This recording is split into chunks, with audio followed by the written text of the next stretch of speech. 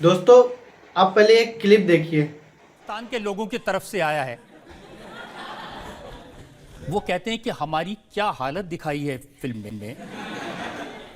और एक आदमी ने कहा कि आर्मी तो दूर की बात है, सनी देओल मेरे सामने आ जाए, मैं दिखा दूंगा बाजुओं में कितना दम है। ऐसे और कई स्टेटमेंट्स हैं। मैं एक एक्टर हूं जो कैरेक्टर प्ले करता हूं।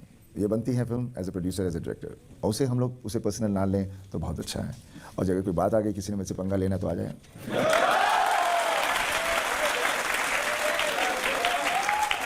एक और पाकिस्तानी ने कहा कि इंशाल्लाह जब सनी पाकिस्तान आएंगे तो आर्मी उनको जवाब देगी। वो फिल्में बना सकते हैं, असलियत में कुछ नहीं कर सकते।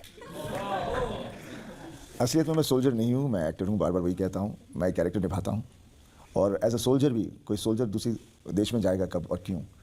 जब कहीं हालात इस तरह से हों और पॉलिटिकल इश्यूज़ हों। और कोई भी सोल्जर एक दूसरे के साथ लड़ना नहीं चाहता, लेकिन अपने देश के लिए उसे करना पड़ता है। और कोई किसी की जान नहीं देना चाहता।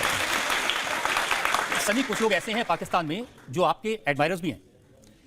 किसी ने लिखा कि सनी देओल को पाकिस्तान बुलाओ, दूध की लाइन में लगाओ, 200 रुपए किलो का आटा खरीदवाओ, 150 रुपए की चीनी खिलाओ, पानी बिजली मत दो, अपने आप वापस भाग जाएगा। नहीं, देखिए, हम लोग अभी इन चीज़ों के बारे में कह रहे हैं, लेकिन मैं आप सबसे ये कहना चाहता हूँ कि वहाँ के लोग बहुत प्यार करते हैं। जब भी मैं जहाँ भी जाता हूँ, उनमें कुछ इस तरह की बात नहीं है। ये सब एक सियासी चीज़ें होती हैं जिसकी वजह से प्रॉब्लम्स आती हैं। जनता दोनों तरफ एक ही है, यहाँ से ही गई है, हम सब इसी मिट्टी के हैं और सब एक ही हैं। और ये जो लड़ाई वगैरह होती है, ये होनी नहीं चाहिए, क्योंकि हर आदमी जो लड़ रहा है वो किसी का बेटा है, हस्बैंड है, बहनें हैं, जो भी है, वो उसके पूरा परिवार उसका है। और वो कोई नहीं चाहता कि वो उसे खो दे, और ना इधर का चाहता है ना उधर का चाहता है। तो मैं तो हमेशा यही कहूँगा कि सुलह हो जाए चारों तरफ, बिकॉज ज़िंदगी में हमें जो मिली गई है वो जीने के लिए है, लड़ने के लिए नहीं। सनी, आप कह रहे हैं कि ये सारी बातें सियासी हैं। सियासत में तो आप भी हैं, आप भी चुने हुए मेंबर ऑफ पार्लियामेंट हैं, लेकिन आप पार्लियामेंट जाते ही नहीं। मैं आपका रिकॉर्ड आपको बताऊं। हाँ जी, मेरा रिकॉर्ड बहुत गंदा है, मैंने एक भी सवाल नहीं पूछा। 3.5 साल में सिर्फ 19 बार गए। 2021 के विंटर सेशन में बिल्कुल नहीं गए, 2022 के विंटर सेशन में नहीं गए, 23 के मानसून सेशन में नहीं गए, जीरो अटेंडेंस। नहीं, मेरी अटेंडेंस वाकई में बहुत लो है, और मैं ये नहीं कहता कोई सही बात, अच्छी बात है।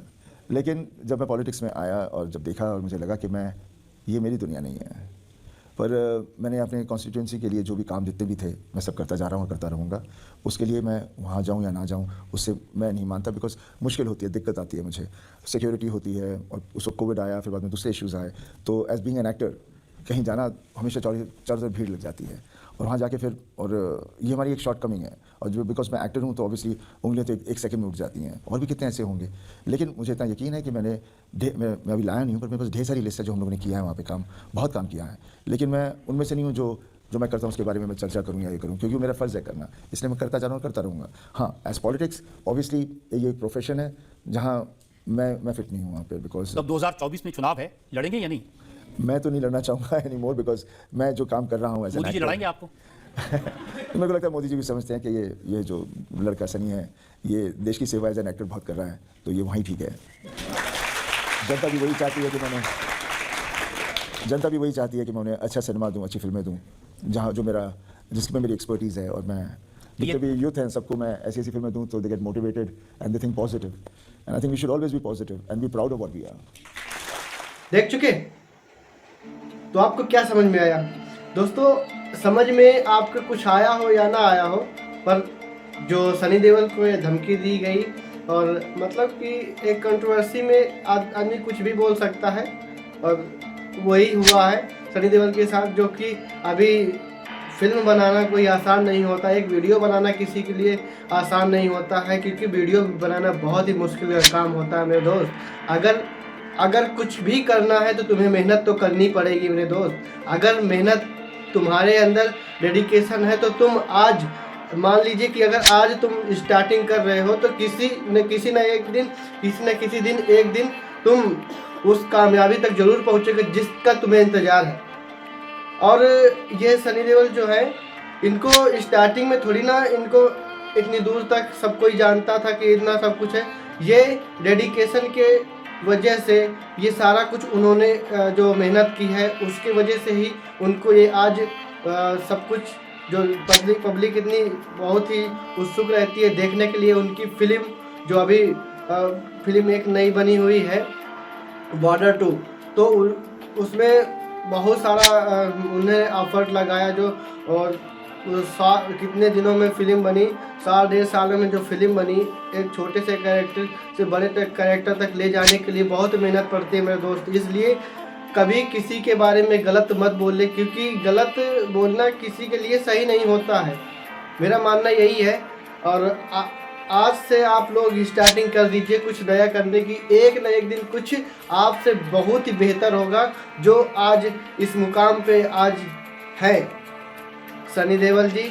आज तो शायद कहीं ना कहीं अगर मेहनत करोगे और मेहनत करते रहोगे तो सनी देओल जैसे तो नहीं बन सकते, पर यह है कि आप उस लेवल तक पहुंच सकते हैं जो आपको लोगों इंसान के रिस्पेक्ट इज्जत देने लगे।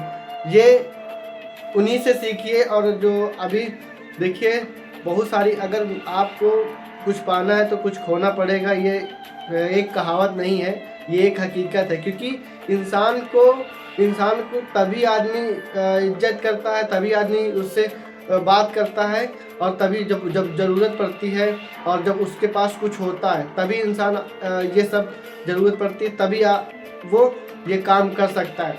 तो दोस्तों ये वीडियो में बस केवल मैं इतना ही बताना चाहता हूँ कि बस उन्होंने जितना मेहनत किया तो शायद आप लोग भी करें और लगन से करें जो हो सके।